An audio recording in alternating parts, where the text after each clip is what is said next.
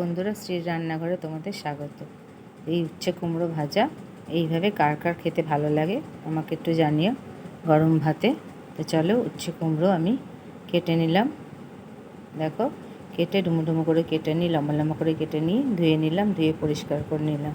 উচ্ছেটা একটু বেশি দেবো, কুমড়োটা একটু কম দেবো, দিয়ে ভালো করে ধুয়ে পরিষ্কার করে নিলাম। এবার আমি কড়াইতে তেল দিয়ে দেবো।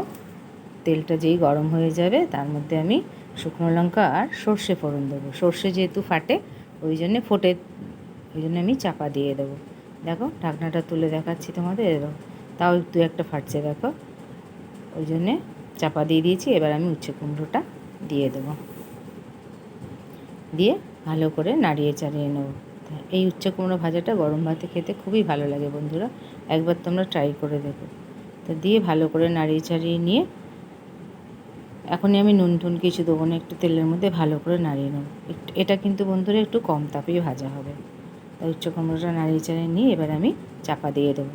এখনও নুন টুন কিছু দিলাম না, আমি শুধু চাপা দিয়ে দেবো, দিয়ে কম তাপে কিছুক্ষণ হতে দেবো। 2-3 বার আমি নাড়িয়ে দেখে নিয়েছি। এই দেখো, তোমাদের দেখাচ্ছি, দেখো একটু কুমড়োগুলো একটু এর মতো হয়ে গেছে, উচ্চগুলো নরম হয়ে গেছে। এবার আমি এর মধ্যে পরিমাণ মতো নুনটা দিয়ে দেবো। নুনটা দিয়ে দিলাম, তারপরে সামান্য একটুখানি হলুদ গুঁড়ো দিয়ে দেবো। নুন হলুদ দিয়ে দিলাম, দেওয়া হয়ে গেলে এবার আমি এর মধ্যে ভালো করে মিশিয়ে নেব। মিশিয়ে নিয়ে এই উচ্ছে কুমড়ো ভাজাটা কম তাপেতেই হবে। এই গরমকালে একটু তেতো খেলে মুখের স্বাদটা ভালোই লাগে। গরমে তো কিছু খেতে ভালো লাগে না অনেকের, সবসময় পেঁয়াজ রসুন রান্না ভালোও লাগে না। দেখো, এবার আমি চাপা দিয়ে দিচ্ছি। তবে এই উচ্ছে কুমড়ো ভাজাটা একটু কম তাপে হবে বন্ধুরা, তোমরা করে দেখো, আশা করি ভালো লাগবে।